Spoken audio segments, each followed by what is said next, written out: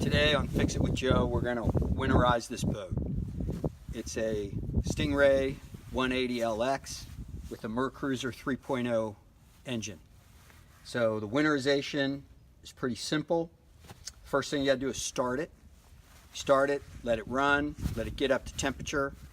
Let the thermostat cycle a couple times. And then you're going to fog the engine.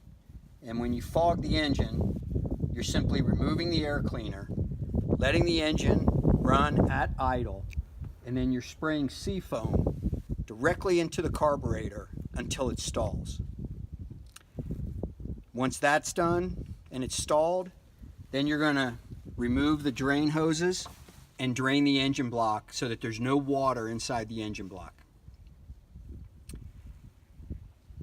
Once that's done, the engine is winterized. You can store it, and then you can remove your battery and keep it on a trickle charger for the winter.